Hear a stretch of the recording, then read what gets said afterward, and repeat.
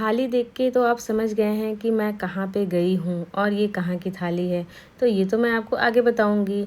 तो नज़ारा देख सकते हैं आप, कितना ही प्यारा है, मतलब बहुत खूबसूरत नज़ारे थे जब मैं ये रास्ते में जा रही थी। और ये मैं जा रही थी माउंट आबू।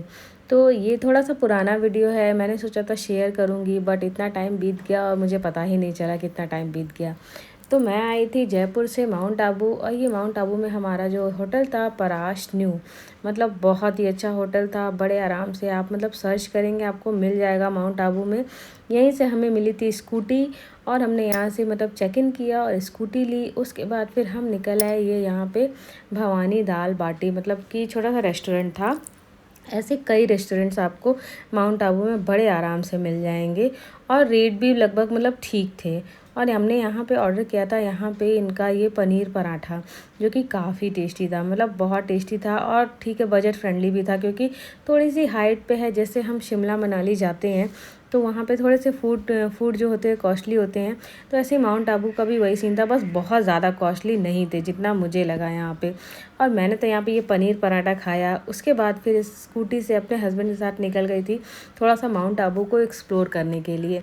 तो मैं तो सबसे पहले आई थी यहाँ पे, सबसे हाईएस्ट पीक है ये गुरु शिखर की, कहते हैं कि सबसे हाईएस्ट पीक है माउंट आबू की।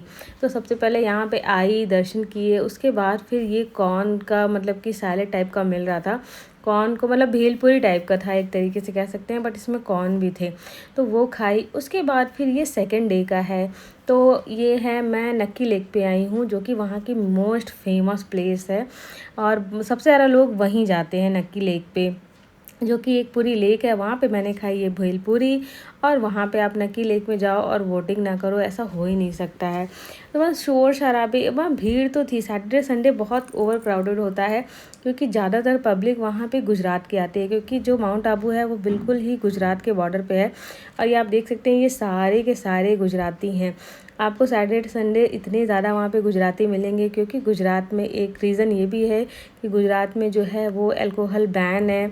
तो सब यहाँ पे सैटरडे संडे चिल आउट करने के लिए आते हैं। और मुझे नहीं पता, लेकिन सब लोग, जितने भी लोग रहते हैं, सबका यही रहता है कि सबको यहाँ पे चिल करना रहता है।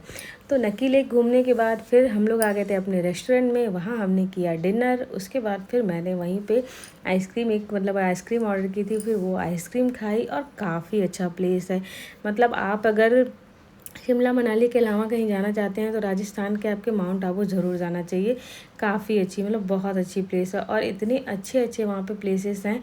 खाना भी ठीक है, मतलब लेकिन बहुत प्यारा लगेगा आपको। फिर होटल से निकल के ये आज हम लोग को निकलना था, तो हम लोग ने रास्ते में ये खाई, इडली सांभर और चटनी एक साथ यहाँ पे सर्व किया गया था, और इडली को कट करके पूरा दिया गया था।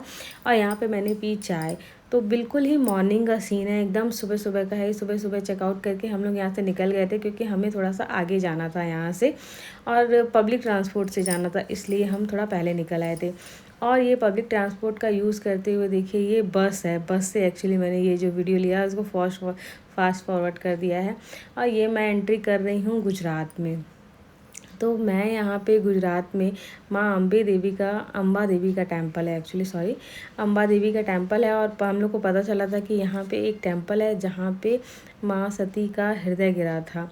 और यहाँ पे बहुत शांति, मतलब बहुत ज़्यादा शांति थी, काफ़ी शांति थी, बिल्कुल मतलब बहुत ज़्यादा शोर नहीं हो रहा था बिल्कुल भी। और यहाँ पे एक चीज़ मैंने ये देखी थी कि अंदर, मंदिर के अंदर जैसे लाइट नहीं थी, वहाँ पे ऐसा लग रहा था जैसे कैंडल जली हुई है। और बहुत अच्छे से दर्शन हुए। थोड़ा सा मतलब भीड़ था जिस समय हम गए थे, बट बहुत अच्छे से दर्शन हो गए थे वहाँ से।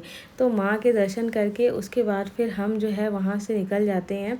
वहाँ पे कार के ऑप्शंस आपको बड़े आराम से मिल जाएंगे आबू रोड के लिए। तो वहाँ से हमने कार की और पहुँच गए हम आबू रोड।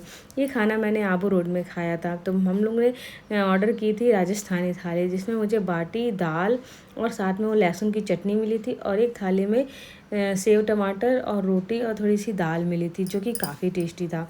उसके बाद फिर हम निकल गए थे यहाँ से, आबू से सीधा हमें उदयपुर के लिए जाना था। और उदयपुर के मतलब जो रास्ते थे, आबू रोड से उदयपुर का जो रास्ता है वो आपको मतलब बाय रोड इतना प्यारा लगेगा, इतनी ग्रीनरी थी।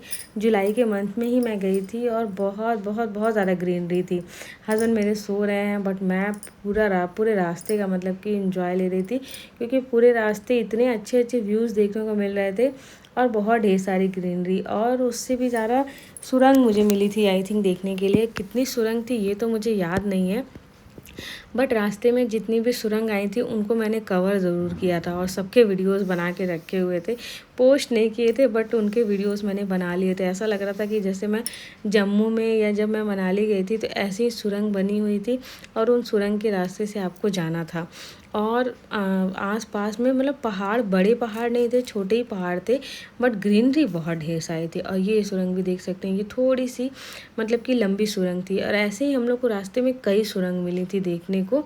और रास्ता जो है वो काफ़ी अच्छा था, मतलब बहुत अच्छा था। जब भी आप कभी आबू मतलब कि माउंट आबू जाएं तो माउंट आबू और उदयपुर बहुत ज़्यादा दूरी पे नहीं है, थोड़ी ही डिस्टेंस पे है। और जो रास्ता पड़ता है मतलब कि इसको ट्रेन से ना जाके आप बाई रोड जाएंगे तो आपको बहुत अच्छे अच्छे नज़ारे देखने को मिलेंगे। तो हम लोग तो जैसे पब्लिक ट्रांसपोर्ट से आए थे, मतलब वहाँ से हमने एक कार कोई थी बुक की थी, बट हमने मतलब पर्सनली नहीं बुक की थी, वो मतलब पैसेंजर्स और बिठा के लेके जाते हैं। तो यहाँ पे आए थे, उनके रुकने का कुछ था, तो ये कोई था Shri Ram Niwas hotel and guest house. और यहाँ पे थोड़ा सा रुक के जैसे उन्हें कुछ लेना था या जो भी है, उसके बाद फिर हम पहुँच जाते हैं उदयपुर।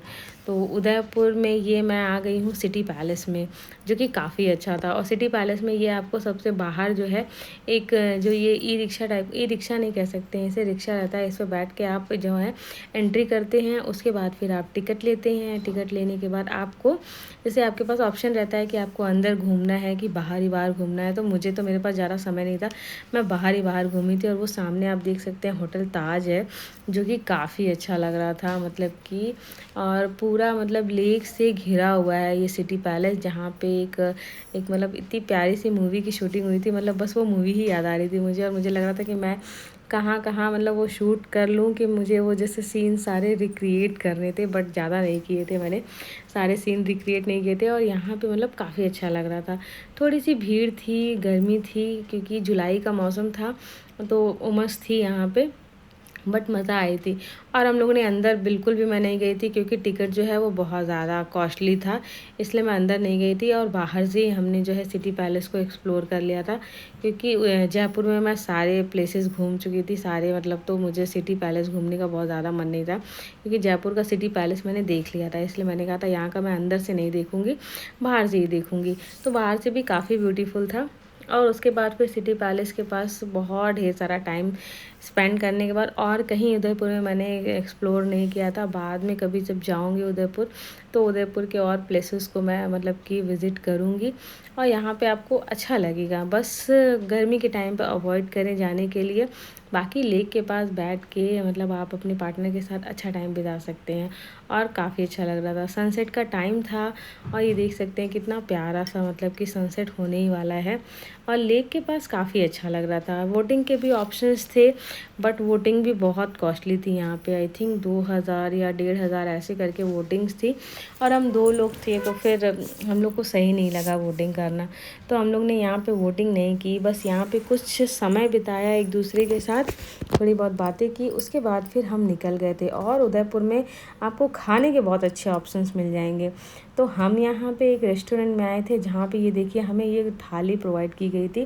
और थाली में कई ढेर सारे ऑप्शंस थे, मतलब ये तो अचार है और ये भी अचार ही था। इसके साथ ही मतलब कि ये आलू टमाटर की कोई सब्ज़ी थी, उसके साथ शिमला मिर्च की सब्ज़ी थी, छोले और आलू की सब्ज़ी थी, साथ में मतलब कढ़ी थी।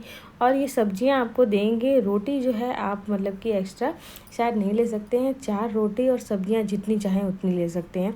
तो मुझे तो बहुत सही लग रहा था। ये देखिए शिमला मिर्च ये हैं, ये छोले और टमाटर की सब्ज़ी थी, जो कि काफ़ी अच्छी लग रही थी। और राजस्थानी थाली हो और कढ़ी ना हो, ऐसा हो नहीं सकता। कढ़ी थी, दाल थी, दही थी, नींबू, प्याज और साथ में मतलब कि सैलेड था और मतलब बहुत प्यारी थाली थी।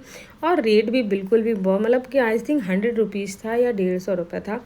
और बहुत अच्छा था खाना, मतलब सारी चीज़ें काफ़ी टेस्टी थी। और लास्ट में इन्होंने शायद चावल भी दिया था, वो मुझे याद नहीं है कि मतलब चावल दिया था या नहीं, लेकिन दिया था शायद इन्होंने। और वो काफ़ी अच्छा लग रहा था, तो ज़रूर जाइएगा, मतलब उदयपुर में आपको खाना बहुत अच्छा मिलेगा। और इस रेस्टोरेंट का नाम मैं लास्ट में आपको बता दूँगी, श्री गणेश भोजनालय, जो कि बिल्कुल ही मतलब कि उदयपुर का जो बस स्टैंड है उसके पास में ही था। तो यहाँ पे ये देख सकते हैं, ये मेन जो चौराहा था उदयपुर का वो है। तो बस इस तरीके से कुछ हम लोग की जर्नी कंप्लीट हुई। तो मिलते हैं आपसे नेक्स्ट वीडियो में।